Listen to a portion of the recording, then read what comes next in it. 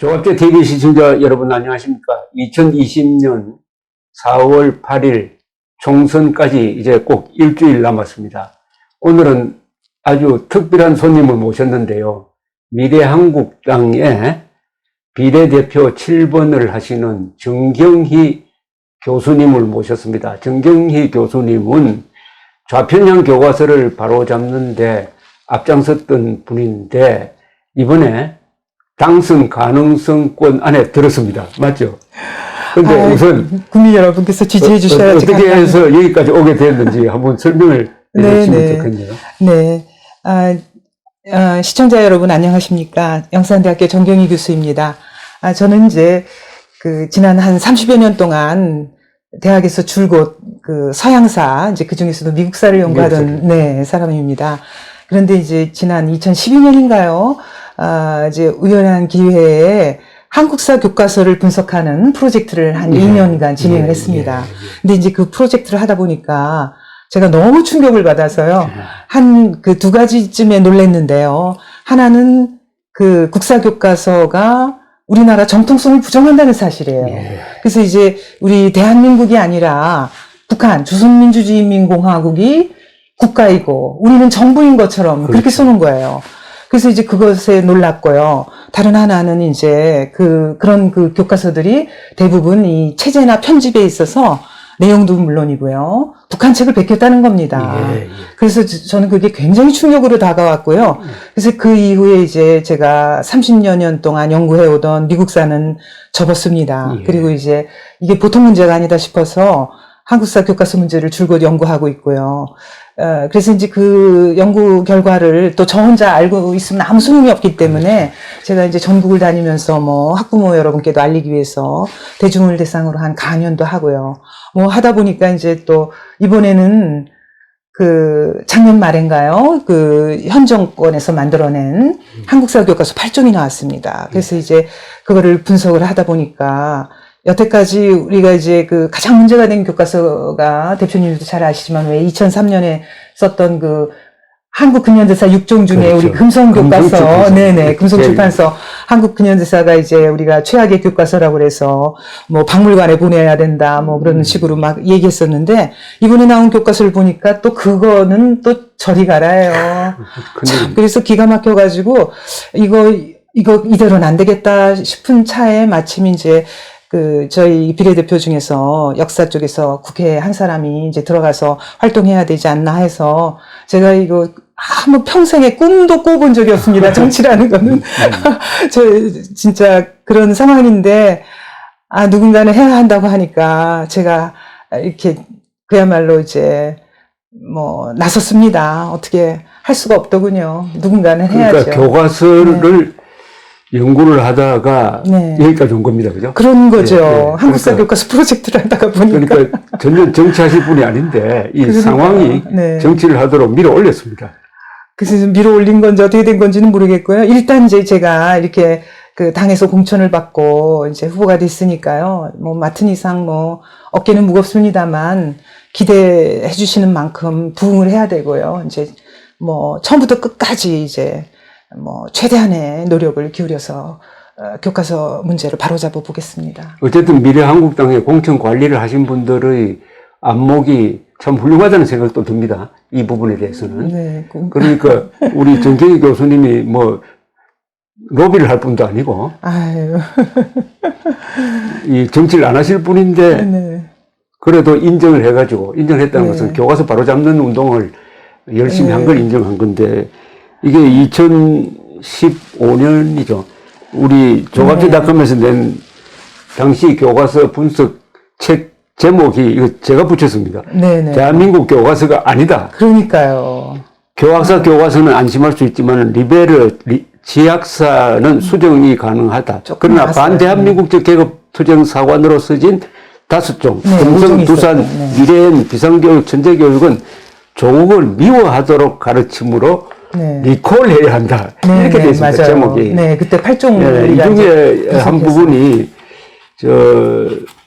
조선일보에서 역대 국사 교과서 모두 분석한 정경희 교수 인터뷰가 여기 뒤에 실려 있습니다. 여기 뭐라고 하셨느냐면은 그들은 북한 책을 이렇게 뺏겼다. 교육부는 영혼 없는 집단이다.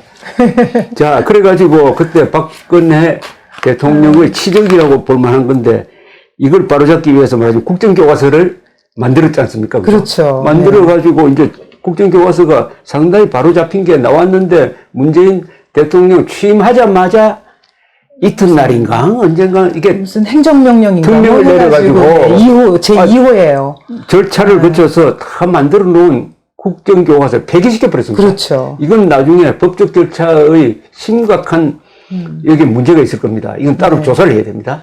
저는 정권이 거의 바뀌든. 뭐 분서갱유에 해당하는 거라고 생각하고 있어요. 그렇습니까? 네네. 예, 분석행위입니다. 분서갱유예요. 그래가지고 만든 교과서가 이겁니다, 이거. 제가 네. 이걸 올려 나온 교과서인데, 이거는 무슨 시마스라는 출판사에서 나왔는데, 이걸 읽어보니까 대한민국 교과서가 아니다 보다 훨씬 더 나빠졌어요. 그렇죠. 이거는 쉽게 말하면 문재인 대통령 개인 홍보물입니다. 홍보물. 글쎄 말이에요. 저도 똑같은 생각을 했습니다. 이게 이제 8종인데요. 씨맛은 8종 중에 하나고요. 그렇죠. 이때 여기에 지금 문제가 된 게 투산동화가 있었잖아요. 예, 예. 이번에도 제가 이제 동화 교과서를 집중적으로 분석을 했거든요. 예, 예. 이 씨맛은 그래도 조금 나은 편이고요. 그게 나한테냐고요? 동화는 더 심각해요. 참 기가 막힙니다. 동화에는 지금 우리 지난번에 왜 2003년에 나온 한국 근현대사 6종 중에 금성 근현대사가 문제가 많았던 게 제가 그때 표를 만들어서 분석을 했는데 북한에 대해서는 독재라는 게 단 한마디도 없으면서 우리 남한에 대해서 13번 독재라는 표현을 그렇죠. 썼었어요. 예, 예. 그런데 이번에 동화는 해보니까요. 27번이나 독재라고. 한 페이지에 4번이나 독재라고 써놓은 것도 있고요.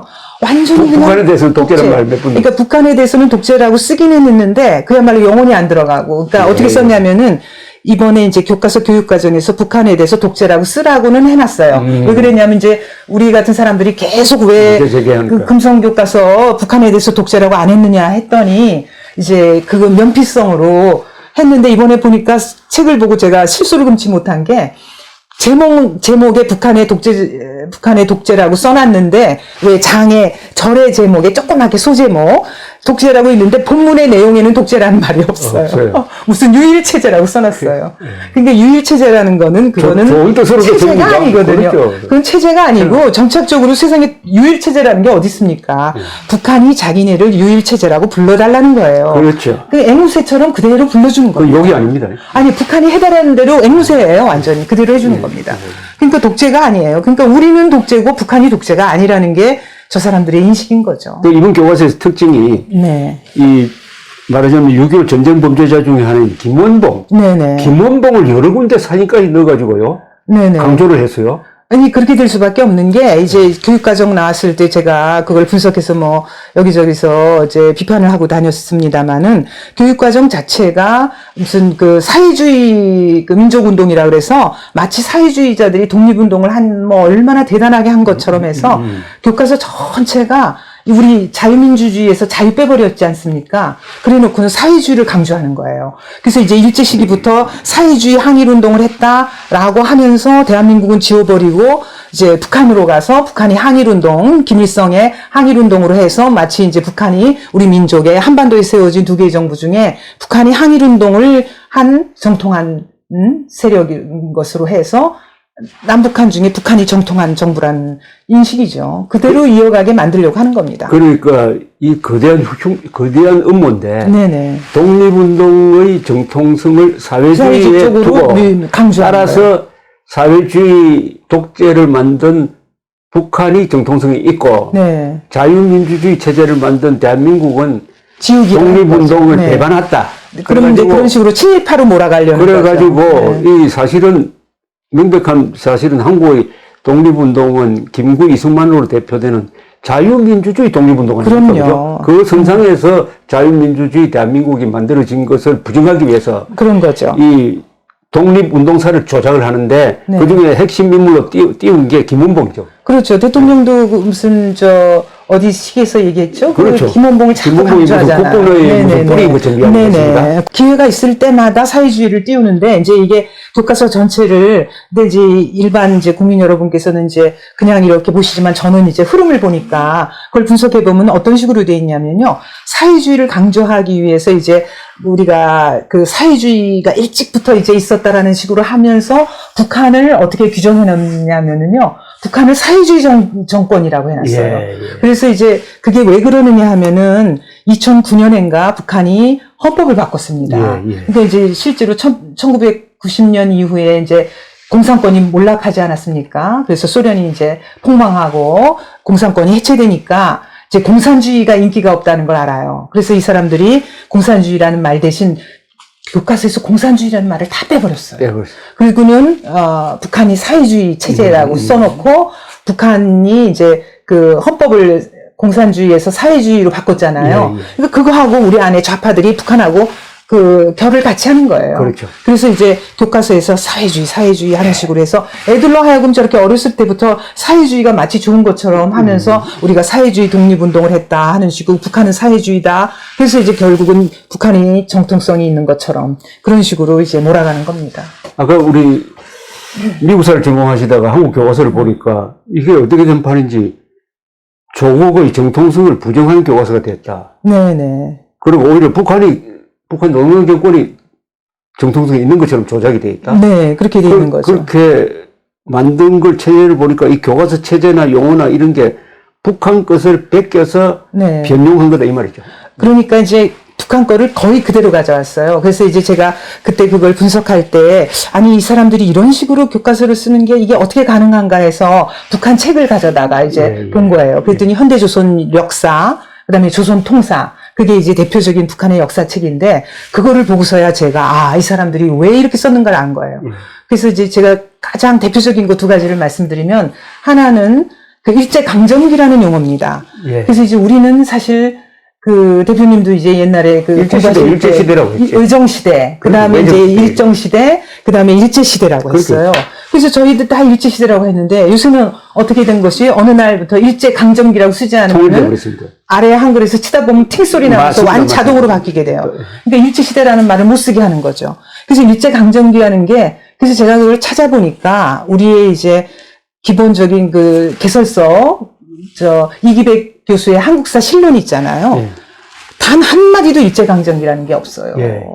그런데 이게 어디서 나왔느냐 찾아보니까 북한 책에서 북한이 그 조선 통사나 현대조선 역사가 일제강점기 45년 8월 15일을 기준으로 해서 그 이후를 미제강점기라고 하는 거예요. 그래서 그 일제강점기라는 용어를 가져온 거더라고요. 일제강점기 속에는 미제강점기라는 말이 걸 전제로 한 거죠. 사실 관로 안에 들어가 있는 말하자면은 현재를 그러니까 45년을 기준으로 해서 두 개. 그러니까 일제강점기라는 용어는 뭐냐? 지금 우리가 이제 미제강점기라는 겁니다. 그걸 말하기 위해서 일제강점기라는 용어를 쓴 거예요. 그래서 자기네들은 소련군에서 해방이 됐고, 그러니까 북한에는 소련군이 들어오고, 남한에는 이제 미군이 들어왔는데, 자기네들은 소련군에 의해서 해방이 됐지만, 이 남쪽은 미군에 의해서 점령돼서 미제강점기니까, 자기네들이 해방을 시키기 위해서, 그래서 해방전쟁을 일으킨 거죠. 그렇죠. 자, 그런데 이 교과서의 가장 큰 문제, 동시에 문재인 정권의 역사관의 가장 큰 문제는 대한민국의 정통성을 부정하는 건데, 왜 정통성이 중요하냐 하면은 남북한의 체제 대결은 민족사적 정통성이 어디 있느냐를 놓고 다투는 타협이 절대로 불가능한 총체적 권력 투쟁인데, 대한민국을 이 정권이 들어서가지고 대한민국은 정통성이 없는 나라라고 해버리면 자동적으로 정통성의 월계관은 북한으로 가는 거죠. 북한으로 가가지고 우리가 체제 경쟁에서 이길 수가 없습니다. 그럼요. 절대로. 영혼을 빼앗겨버리니까, 그죠? 네. 근데 실제로는 이긴 싸움이에요. 왜냐하면은 이제. 실제로 누가 이겼다고요? 아니, 그러니까 실제로는 어떤 거냐면은 우리가 이제 그 한반도가 밤일 때 위성에서 찍은 사진 있지 않습니까? 그렇죠. 그거를 보면은 사실 북한 땅은 사라져버리고 없고. 없죠. 그리고 이제 남한만, 우리 대한민국만 뭐 수도권은 밤에도 휘황찬란하게 빛나고, 그 다음에 중국 조금 있고, 이제 뭐 이런 상황인데, 그 사진 한 장만 봐도 사실은 우리가 사실은 체제전쟁에서 승리한 거예요. 그런데 이제 이념전쟁에서 지금으로 봐서는 이제 정권을 빼앗겼기 때문에 2년 전쟁에서 패하고 있는 겁니다. 근데 이거를 지우기 위해서, 실제로는 우리가 이긴 건데, 이거를 지우기 위해서 이제 대한민국을 지게 만들려니까 대한민국은 태어나지 않았던 나라. 왜냐하면 이미 싸움이 결정됐기 때문에 대한민국과 그 조선민주주의 인민공화국의 싸움으로는 이길 수가 없어요. 그러니까 이제 아예 대한민국은 태어나지 않았던 나라로 만들어버리기 위해서. 사생아로 만드는 거예요. 네, 1948년을 지워버리고 1919년으로 뭐 19년 건국서를 한참 또 처음에 그 정권 초기에는 또 19년 주장하다가 이제 북한이 그걸 외면해서 못했던 거지, 뭐 건국 100주년 하고 하는 식으로 북한하고 같이 하려고 했었어요. 자, 그런데 이제 이게 우리 국회의원 되시면은 꼭 짚어주셔야 될 게, 네. 대한민국이 이제 공식적으로 생일이 없는 나라가 됐습니다. 글쎄 말이에요. 아시죠? 네. 1948년 8월 15일 네. 대한민국 건국이 우리의 생일이어야 하는데, 네. 또 과거에 그렇게 다 지켜왔는데 문재인 정권이 들어서가지고 2018년 8월 15일을 단순한 정부 수립으로 기념하지도 않았어요, 사실은. 네네. 해방 기념일로만, 네네. 광복절로만 네네. 지내고, 그때 뭐라고 했냐면은 2019년을 대한민국 건국 100주년으로 기리겠다 했습니다. 네. 그게 상해 임시정부 수립을 네네네. 대한민국 건국의 기점으로 본다. 네. 근데 안 했어요. 왜 안 했냐면은 지금 말씀하신 대로 북한이 호응을 하지 않았어요. 네. 북한에서 싫어하니까 네네. 안 했다는, 그런데 설명이 없습니다.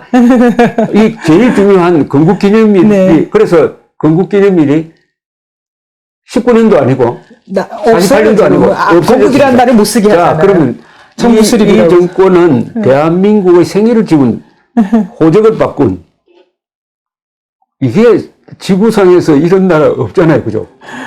그러니까 말입니다. 그런데 이거를 왜 이 문제의 심각성을 우리 언론, 지식인, 야당에서 제대로 제기를 하지 못했습니다. 이게 중요하다는 걸 몰라요. 이제 이게 왜 그러느냐 하면요. 제가 주변에서 이렇게 보니까 저들에 의해서 벌써 이미 다 세뇌가 된 거예요. 그래서 이제 어떤 식으로 되어 있냐면 이승만, 박정희는 독재. 이런 식으로 해서 스스로 굉장히 자긍심이 없어요. 대한민국이라는 나라에 대해서. 그래서 이제 그게 먹혀든 거예요. 오랫동안 이승만, 박정희 독재 그렇게 해서 배우고 자라난 세대들이 이미 다 나이가 40대, 50대가 돼서 이제 머릿속에 이승만, 박정희 하면 독재 이렇게 되니까 건국이 뭐가 중요하냐 이런 식으로 얘기하고요.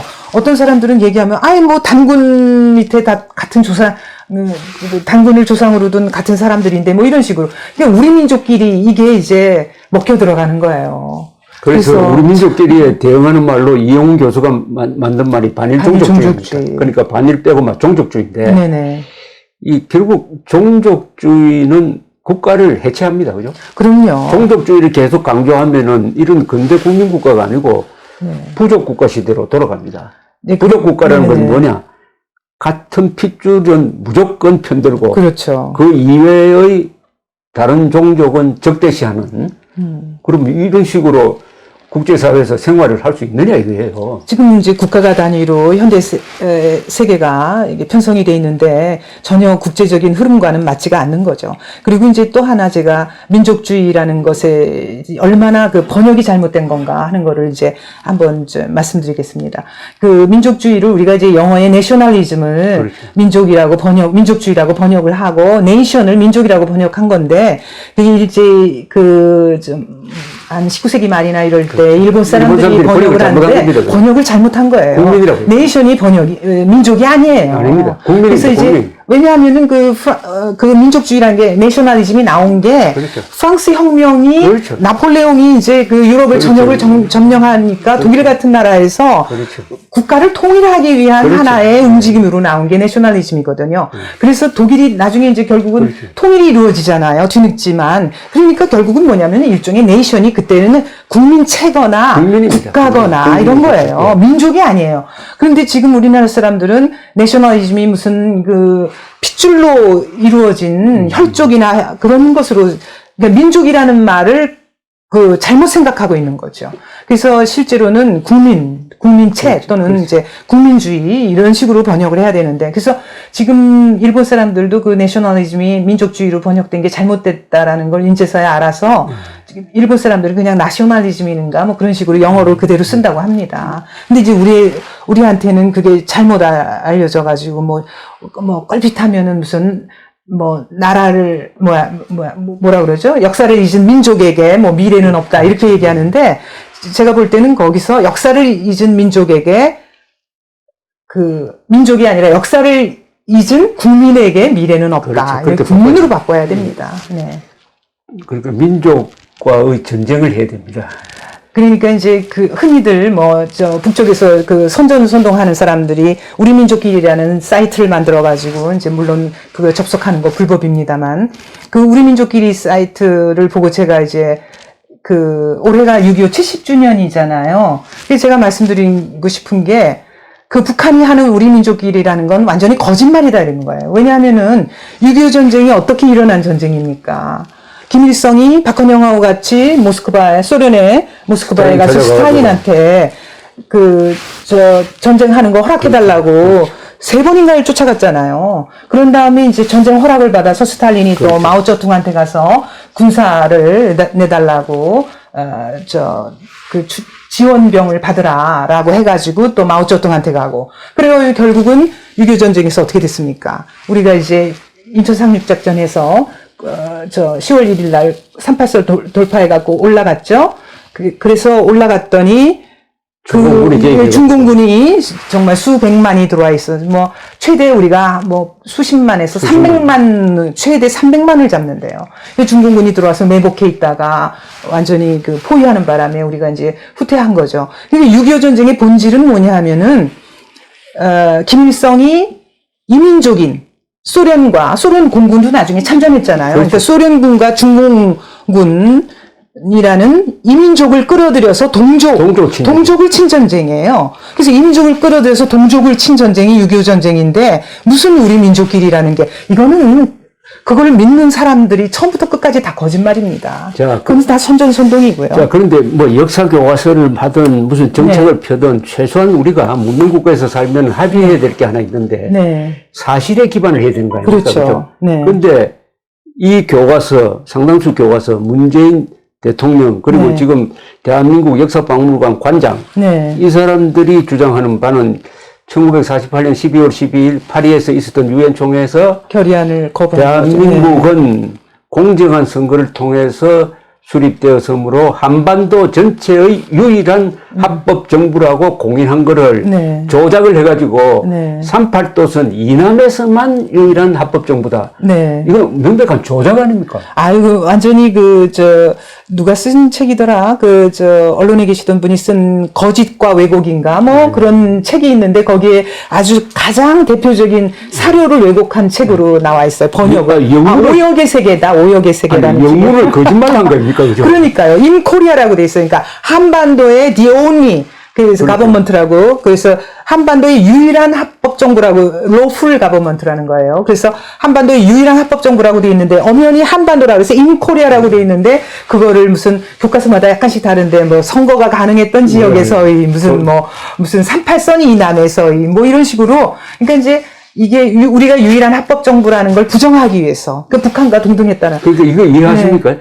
이 교과서라는 것은 원래 자국민을 또 그 나라 조국을 조금 드높이는 목적이 아닙니까? 그런데 굳이 역사를 조작해가지고 영문 번역을 오역이 아닙니다. 의도적으로 왜곡한 거죠. 조작해가지고 그 나라의 정통성을 깎아내려버리고 그 다음에 적인 북한 노동당 정권을 드높이는 이런 교과서, 이런 대통령, 이런 정권이 지금 있다는 것. 이거 세계에서 이런 나라 없죠. 그러니까요. 미국도 좌파들이 쓴 역사 교과서를 제가 봤습니다만 아무리 좌파를 하더라도 교과서는 한편 이상하게 썼더라고요. 조지 워싱턴은 부인 안 하잖아요. 그죠? 그러니까요. 그리고 이제 미국은 보면은 대통령을 이렇게 포맷을 만들어서 다 똑같은 크기로 똑같은 출생 직업 해가지고 똑같은 사진으로 똑같은 크기로 다 나란히 실어놨어요. 근데 우리는 이번에 나온 교과서는 전두환 노태우 대통령은 수의 입은 사진, 수의복, 사진, 그 다음에 박 대통령은 박근혜 대통령은 8대0으로 헌법재판소에서 탄핵됐다라는 걸 너무너무 자세하게 이렇게 써놓고, 그 다음에 이제 지금 문재인 대통령 같은 경우에는 뭐 대문짝만하게 한 면 전체를 한 것도 있어요. 김정은하고 판문점에서 압수하는 여기 그런 있습니다. 사진들. 여기 있습니다. 아니, 8종 전체에 다 있어요. 다 있어요. 네네. 그리고 뭐 촛불을 얼마나 강조했는지 제가 이제 촛불 교과서라고 했어요. 촛불 교과서입니다. 8종 전체가 촛불 시위, 촛불 집회 사진을 한 면을 싣거나 어떤 교과서는 두 면 전체를, 양면 다, 전체를 사진으로. 네. 이거. 제가 교과서를 갖고 올 걸 그랬네요. 이거 보면은요. 이겁니다, 이거. 이제 단순히 이제 이 사진만이 문제가 아니에요. 그러니까 이게 칼라 사진으로. 네네. 학생들을 길거리로 끌어내기 위해서, 이 동아교과서 같은 경우에는 이 촛불 집회를 뭐라고 해놨냐면은요. 21세기형 민주화 혁명이래요. 네. 그래서 제가 이거를 보고 너무 기가 막힌 게, 아니, 촛불 집회가 어떻게 혁명이냐. 무슨, 재정을 쓰러뜨리고 공화국을 세웠습니까? 무슨 독재국가를 쓰러뜨리고 민주국가를 세웠습니까? 촛불 집회를 21세기형 민주혁명이라고 그래서 애들을 이제 길거리로 나오라는 거예요. 처음부터 끝까지. 그 교과서 바로 잡는 한 분들이 이승만 광화문광장에서 나와가지고 나눠준 홍보물이 이런데요. 네네. 여기 보면 이렇게 써놨잖아요. 문재인 홍보물로 전락한 역사교과서 당장 폐기하라. 네네. 해가지고 여기 사진을 이걸 네네. 아니 이게 판문점 4.27 선언이 비핵화에 합의했는데 결국 이게 사기극으로 밝혀졌잖아요. 그러니까 단 한 기도 북한은 지금 핵무기를 폐기한 적이 없어요. 그러니까 교과서에 사기판을 집어넣으면 안 되지. 이게 교과서라는 것이 이제 과거에 있었던 역사적 사실을 기록하는 것인데, 이 북한에 관련된 부분은요, 한 챕터 전체가 희망사항으로 써져 있어요. 그러니까 이제 북한이 무슨 평화를 위한, 그러니까 남북 대화, 그래서 평화를 위한 노력을 했다. 노력을 했다. 그러니까 평화를 위한 노력을 기울이고 있다. 뭐, 북한이 개혁 개방을 했다라는 식으로 써놨는데, 언제 북한이 개혁 개방을 했으며, 언제 북한이 평화를 위한 노력을 했습니까?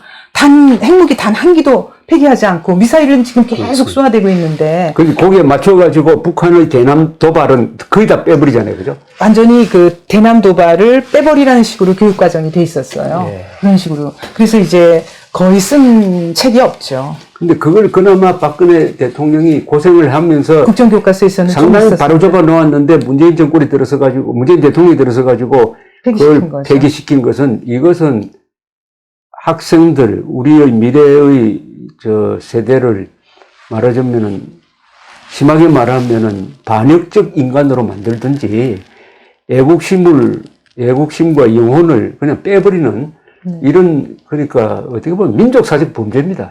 이게 이제 그 보통 일이 아닌 것이 거짓을 배우는 겁니다. 그렇죠. 왜냐하면은 거짓이에요. 그러니까 제가 이제 두 가지 예를 들어볼게요. 아니, 촛불 집회를 쓰는 것도 좋다 이거예요. 그러면 그 촛불 집회도 있었고 태극기 집회도 있었죠. 그렇죠. 그런데 태극기 집회라는 걸 완전히 빼버리고요.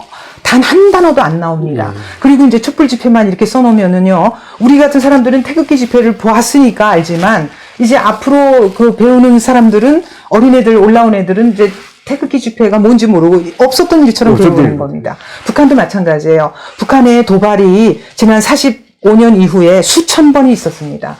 그런데 남북 대화는 수십 번에 불과했거든요. 근데 어쨌든 간에 지난번 국정교과서는 이렇게 양면으로 돼 있어서 한 페이지에는 북한의 도발, 그 다음에 한 페이지에는 남북 대화. 그래서 이제 개성공단도 나와 있었고 뭐 대화한 것도 써 있었어요.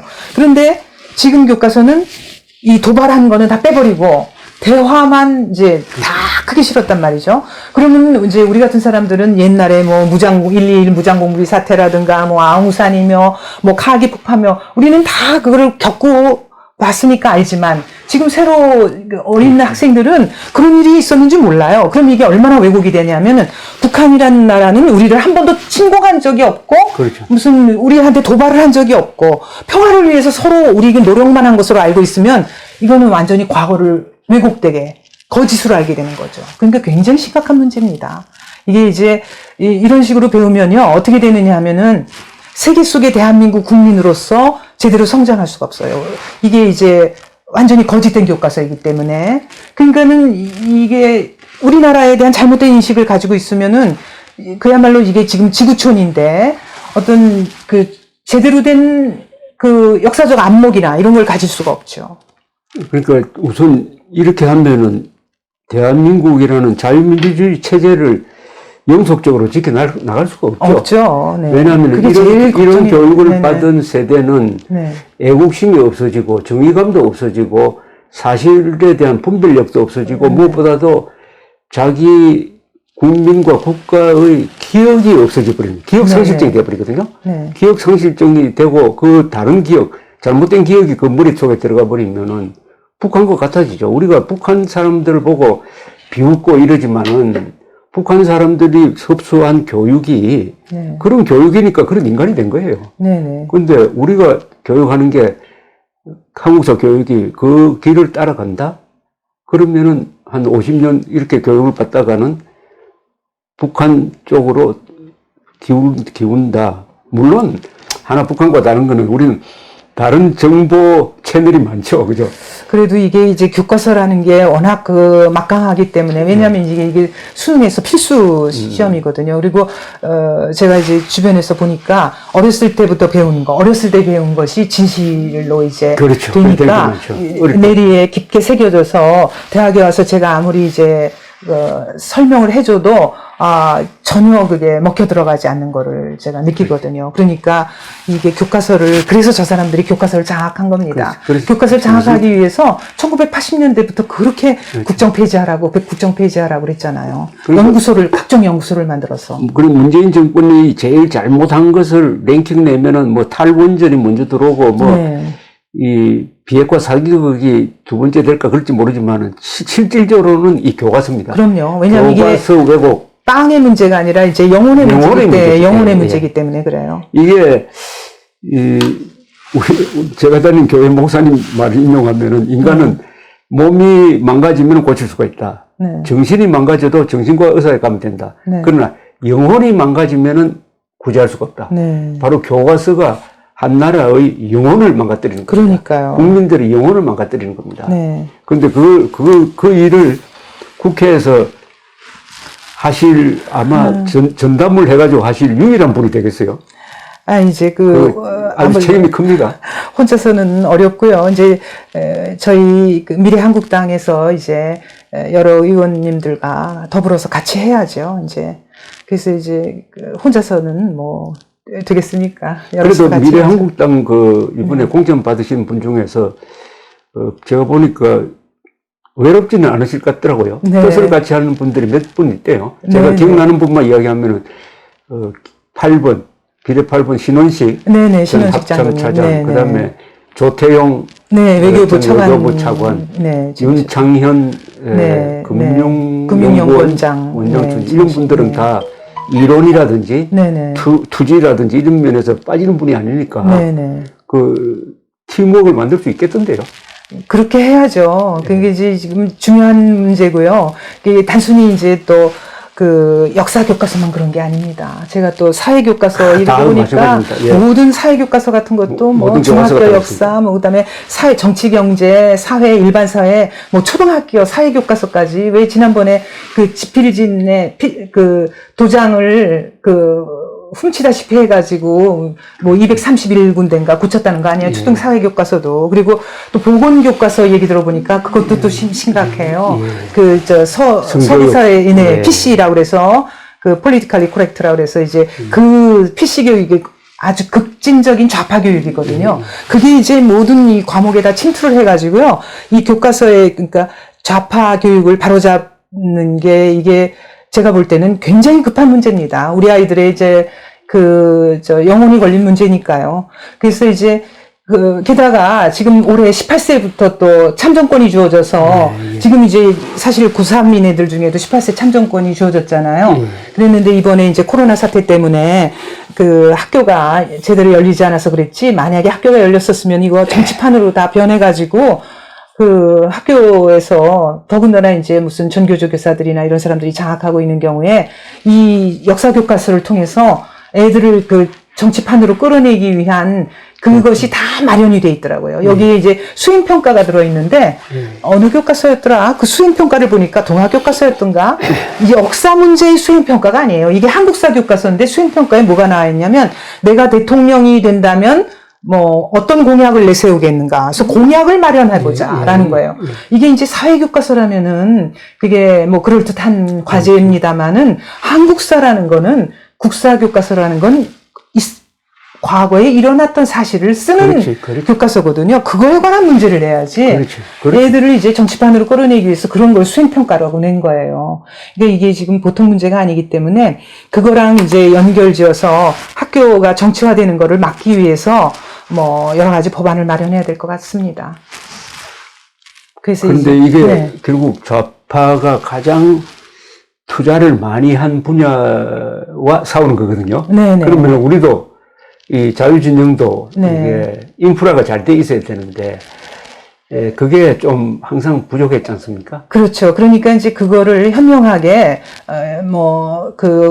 국회라는 것은 입법기관이니까 법제화를 통해서 이제 해결을 해야죠. 그래서 이번 20대 국회에서 18세 참정권 법안이 이제 통과가 됐는데 21대 국회에서 그거를 뭐 폐기하든가 수정을 하든가 아니면 또 한 가지 방법이 있습니다. 이제 학령을 지금 우리 애들이 이제 서양에서 18세를 투표를 할 수 있게 하는 거는 18세가 되면 완전히 성인이 돼서 고등학교를 졸업하거든요. 근데 우리는 지금 그 서양 사람들보다 한 10개월 정도 학교를 늦게 들어가기 때문에 그 학령이 이제 차이가 나서 18세인데 고등학교에 있는 사람들이 있는 거예요. 그러니까 이런 현상을 생각을 안 하고 저 법안을 만들었으니 둘 중에 하나로 가야죠. 학령을 조금 낮춰서 뭐 한 학기 정도 일찍 들어간다든가 뭐 그런 식으로 해서 이제 하는 방법이 있는데 그것도 사실 현실적으로 그렇게 쉬운 방법은 아니고요.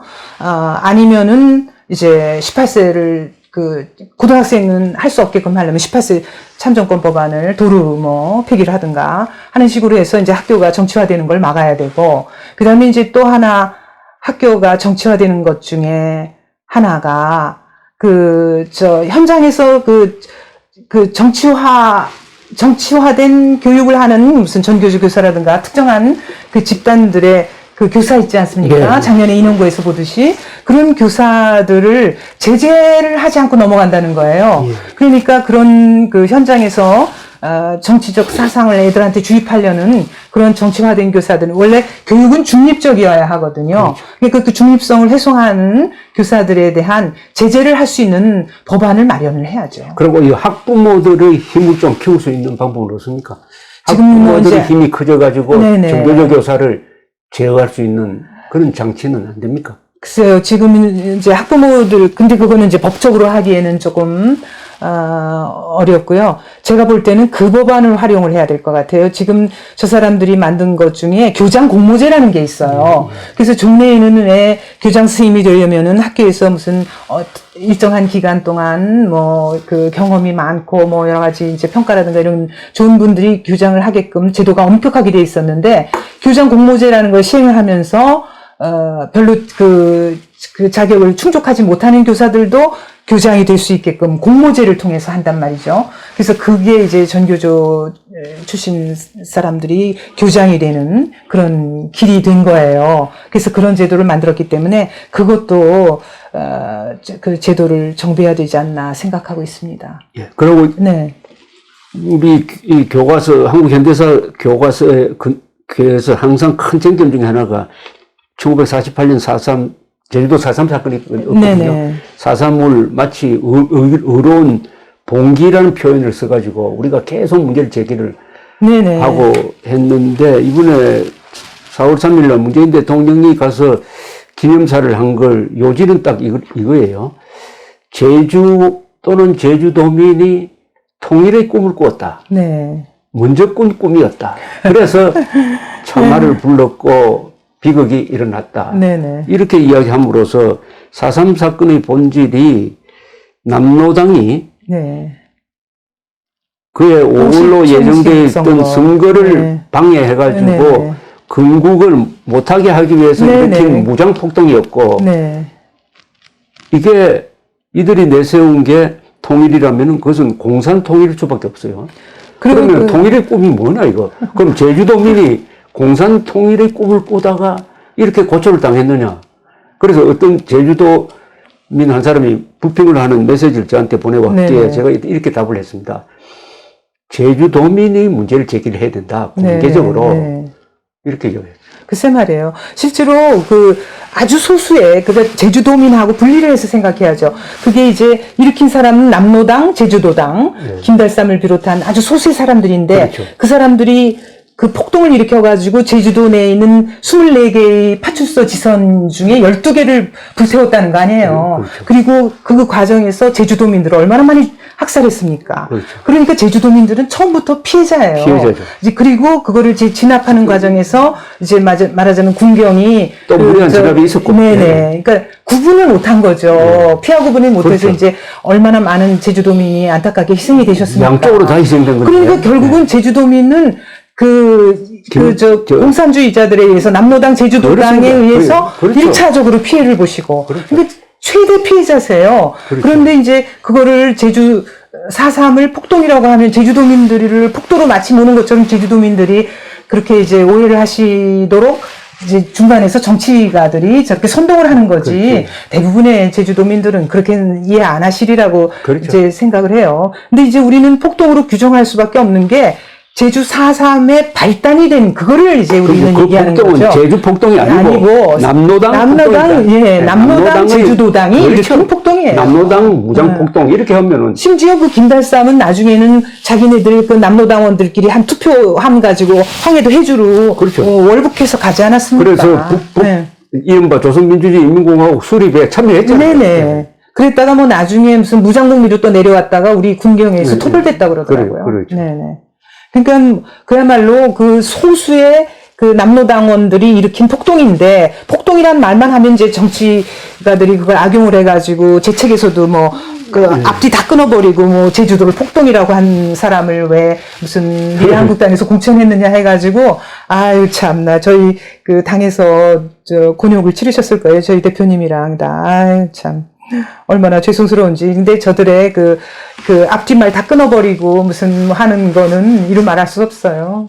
거의 다 역사 왜곡을 위해서. 그러니까 결론을 다 정해놓고 말하자면은 이게 대한민국의 입장에서 역사책을 국사를 쓴 게 아니라 북한의 입장에서 국사책을 쓴 거예요. 그렇죠.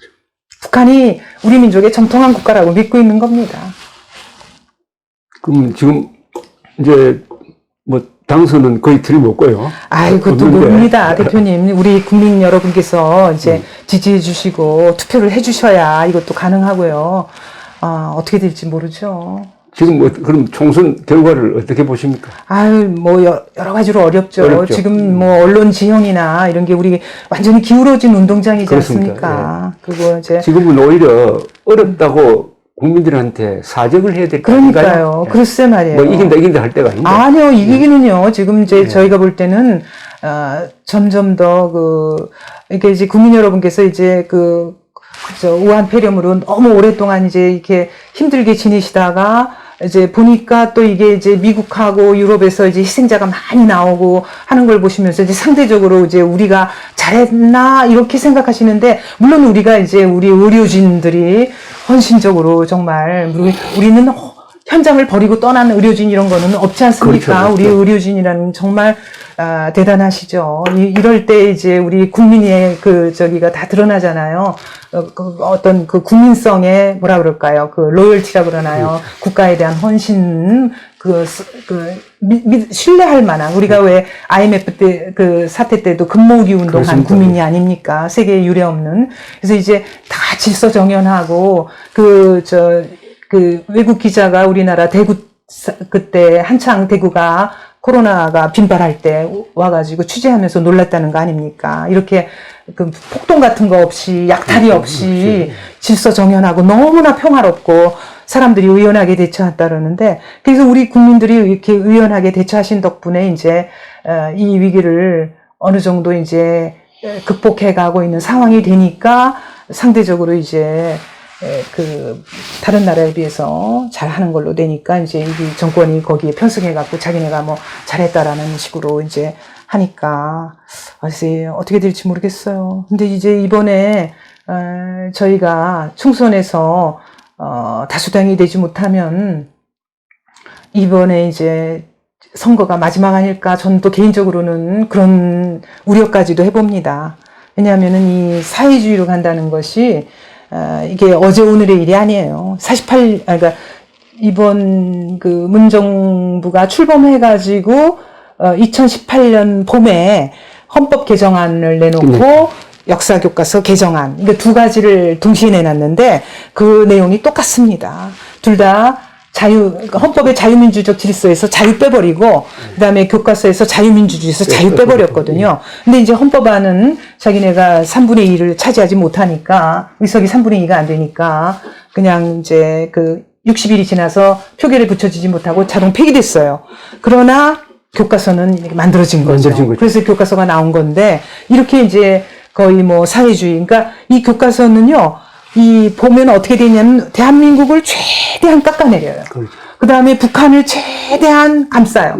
그래서 이제 거의 뭐 비슷한 그러면서 사회주의를 강조하면서 사회주의를 가니까 이제 저는 이제 총선 이후에 만약에 지금 저 더불어민주당이라 범여권이 이기게 되면 거의 무슨 연방제로 가거나 연방제 개헌을 하거나 뭐 어떤 방식으로든 사회주의를 지향하는 그 본색을 드러낼 거라고 봅니다. 그런데 그런 체제 변화가 우리 국민들 삶 속에 미치는 영향은 결국 개인의 자유가 축소되는 거죠. 그럼요. 그 다음에 네.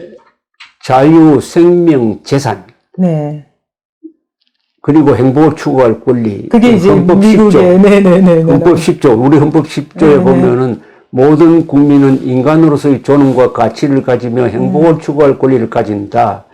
국가는 개인이 가지는 기본권을 존중해야 한다. 네. 이게 헌법 제10조. 네. 가장 중요한 조항인데 이것이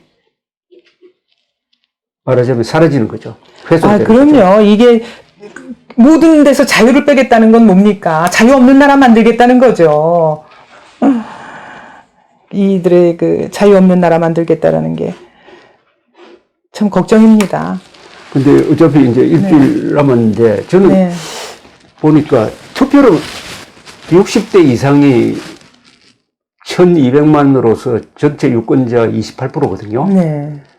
60대 이상이 투표장에 많이 가도록 하는 게 제일 중요하다고 봅니다. 지금 남은 기간 동안. 그러니까요. 어쨌든 빨리 호소를 하셔가지고 투표장에 많이 갑시다 해야 되는 거 아닙니까? 그럼요. 그리고 이제 저는 이제 걱정이 뭐냐면 이건 이제 기술적인 문제입니다만은 60대 이상께서 이제 그 저희 지지층이 다른 어느 연령대보다 많으신데 현장에 투표하러 나오실 수 있을까 걱정이에요. 왜냐하면 이제 이 그 우한 폐렴 때문에 코로나 바이러스 때문에 이제 걱정이 되셔서 주로 집안에서 생활하시는 데다가 투표장에 나오시더라도 뭐 마스크 없이는 또 투표를 할 수 없게 돼 있다는데 마스크도 없으실 것 같고 주로 이제 집에만 계신 경우에는 마스크도 살 기회가 없으셨잖아요. 그래서 그것도 걱정이 되고요. 지금 뭐 걱정되는 게 한두 가지가 아닙니다. 그러니까 저는 뭐 어느 정당을 지지할 수 없는 언론인 입장에서는 일단 투표장에 가자 하는 이야기를 하려고 합니다. 네네. 그러니까 투표 안 하면은 문재인 욕할 자격도 없다. 그렇죠. 좀 심하게 말하면 죽더라도 투표하고 죽자. 아니, 그래서 일단, 투표가 주권 행사의 네. 알파의 오메가 아닙니까? 네. 그러니까 꼭 그 국민 여러분께서는 마스크가 필요하다는 거, 투표장에 가려면은 마스크가 있어야만 투표할 수 있다라는 거. 그 모르는 사람이 들 있겠는데. 그럼요. 많으시죠. 마스크 없이도 하실 수 있는 줄 알고 있으신데 그게 아니거든요. 그 입장할 때 마스크가 없으면은 투표장에 입장을 못 한답니다. 그러니까 마스크를 어떻게 구하셔가지고 그날 꼭 투표에 참여해 주셔야 그야말로 이제 우리 대한민국의 선거법 위반인가요? 마스크를 어느 정당에서 많이 가지고 가서 없는 분들한테 나눠주면은 이게 선거법 위반이 되는가? 그거야 뭐 선거 운동이 되는가? 아이 그렇게까지 되겠어요? 그렇게라도 해야 되는 거 아닙니까? 글쎄요. 근데 요새 또 마스크를 국가에서 배급하다시피 하니까 구할 수가 없다. 마스크를 구하기가 어렵지 않을까요? 그러면은 어떻게 해야 될지. 앞으로 일주일 동안 우리 정영희 교수님은 뭘 하십니까?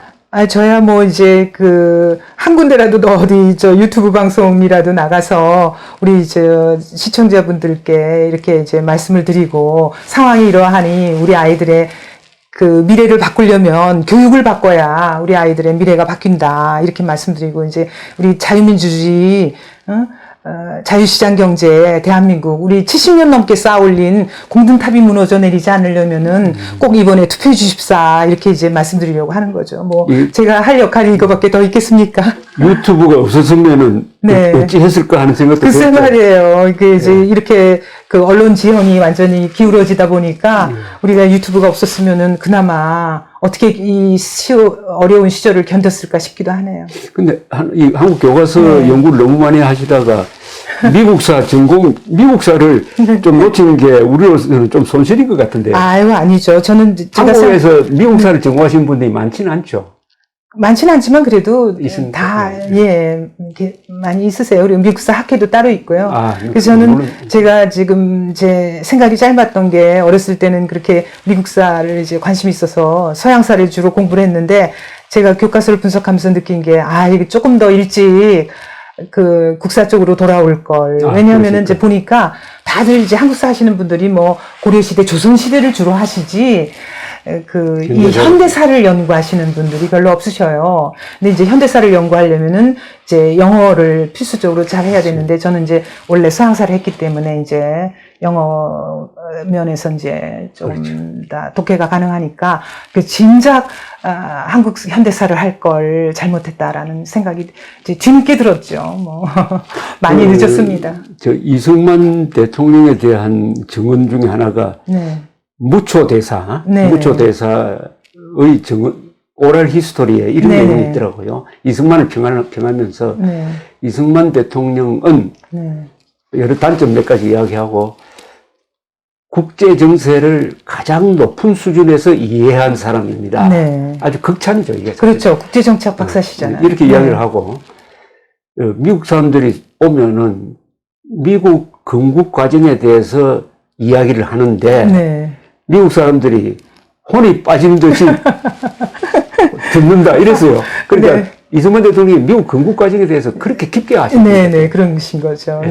그래서 자신을 제퍼슨 데모크라트라고 했대요.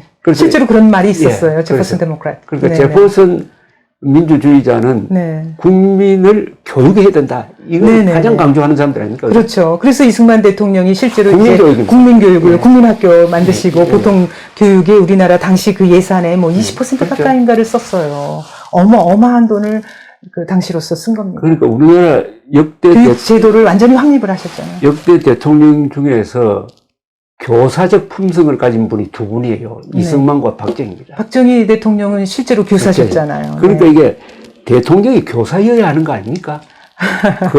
아무리 대중민주 정치라도 사실은 대통령을 보고 배우잖아요. 무조건 나쁜 것도 따라가려고 하잖아요. 롤 모델이 사실은 돼야 되는 거죠. 대통령 욕을 하면 존경할 만한. 국민들도 나도 욕해도 된다 이렇게 생각하거든요. 그러니까 그런 면에서 이승만 대통령은 인품도 뛰어나시고, 이게 해안을 가지고 있으셨잖아요. 그 한미 상호방위 조약 체결하시고 나서 그 직후에 하신 말씀 보면 53년 이제 7월에 가조인하고 나서 8월에 그 한미 상호방위 조약에 대해서 하신 말씀을 보면 우리 후손들이 누대에 걸쳐 이 한미 상호 방위 조약의 혜택을 누릴 것이다. 라고 하셨는데, 그게 지금까지 이렇게 70년 가까이 진행이 되면서 우리가 사실 한미 상호 방위 조약의 혜택을 얼마나 보고 있습니까? 우리가 지금 미국의 동맹국이기 때문에 누리는 혜택이 굉장히 많습니다. 최근에 있었던 스와핑도 마찬가지 아닙니까? 그럼요. 600달러 스와핑. 저쪽에서 이제 먼저 이렇게 다 주는 거죠. 동맹이 와해되지 않도록 하기 위해서. 저는 이 교과서 문제나 이런 게 왜 여기까지 왔느냐 하면은 우리가 3개 정도로 잘못한 것 같아요. 교육적 측면에서. 첫째, 공산주의가 절대 악이라는 걸 안 가르쳤습니다. 글쎄 말이에요. 공산주의가 상대 악으로만 가르쳤어요. 두 번째는 자주국방 의지를 잃어버리고 말았습니다. 그러니까 미국이 알아서 해주겠지. 이렇게 됨으로써 반역자를 경계하는 마음이 약해졌습니다. 세 번째가 한글 전용입니다. 한글 전용으로 가면서 한국어가 망가져가지고 독해력이 낮아지니까 분별력이 약해졌습니다. 네. 하나 더 붙이면은 명문고등학교 없앤 겁니다. 네. 이게 교양의 붕괴로 네. 가버렸고, 교양이 붕괴되면은 좌파 선동에 넘어가죠. 지금은 뭐 명문고등학교만 없앤 게 뭐예요? 특목고, 과학고, 외고 지금 다 없애려고 하지 않습니까? 그래서 이게 교육이 이제 이게 보통 교육도 있어야 되지만 수월성 교육이 있어서 예. 아무리 무슨 소련 같은 나라도 수월성 교육은 있었거든요. 그러니까 학생의 그 저기에 맞게 자질과 그 특성에 맞게 특성화고가 있어야 되는데 이거는 막 교육을 천편일률로 만들어가지고 없애버린다고 하니까 이것도 참 문제입니다. 그리고 스티브 잡스라는 천재 한 사람이 이걸 스마트폰을 만들어가지고 네. 몇 천만 명을 행복하게 만든 거 아닙니까? 직장도 생기고. 그럼 뭐 천재 교육을 왜 안 하느냐 이거죠. 일부러 안 하는 것 같아요. 그래서 좌파가 제일 싫어하는 게 천재 아닙니까? 어쨌든 뭐 천재까지는 바라지 않더라도 어떤 특성화라는 게 이제 여러 가지가 있잖아요. 뭐 과학고도 있고 무슨 그렇죠. 미술학교도 있고 뭐 여러 가지가 있는데 뭐 만화고등학교도 있고 별거 다 있어요. 애니메이션 뭐. 그런데 이런 식으로 그냥 획일적으로 딱 주어지는 거 하나만 하라고. 그래서 뭐 교과서 또 국정교과서 폐지할 때는 뭐 다양한 교과서를 하겠다 그러면서 이런 교육에 있어서는 또 왜 다양성을 거부하는지 앞뒤가 안 맞는 거죠. 그리고 이번에도 이제 뭐 다양하게 만든다 그러면서 국정교과서 폐지하고 8종 교과서가 나왔는데 하나도 다양하지 않아요. 완전 다 획일적이죠. 똑같이 획일적으로 촛불 집회만 써놓고 태극기 집회 없지요. 그다음에 뭐 그 촛불 집회 찬양하죠. 완전히 다 똑같은 교과서지 하나도 차별화돼 있지 않습니다. 그럼 그러려면 뭐하러 8개나 만들어가지고. 그 획일성의 원인은 뭡니까? 왜 획일적입니까? 서로 의논해서 그래 된 것도 아닌데. 교육 과정을 그렇게 이제 그 교육 과정 자체를 그런 식으로 만들었어요. 그러니까 뭐 북한의 그 도발 같은 거는 쓰지 않도록 하고 우리 합법적인 대한민국이 한반도의 유일한 합법 정부라는 48년 12월 12일에 유엔 결의안 이런 것도 쓰지 않도록 하고 뭐 이런 식으로 4.3도 통일을 위한 노력에다 집어넣어놨어요. 교육 과정에. 그러니까 이미 그렇게 다 돼 있었어요. 근데 이 교과서가 철저하게 이념 교과서고 그 이념은 반대한민국적 민중사관이죠. 그럼요. 그러니까 계급투쟁사관을 민중사관으로 이름만 프롤레타리아 혁명을 민중혁명이라고 계급사관입니다. 하고, 네네, 민중사관이에요. 그래서 이제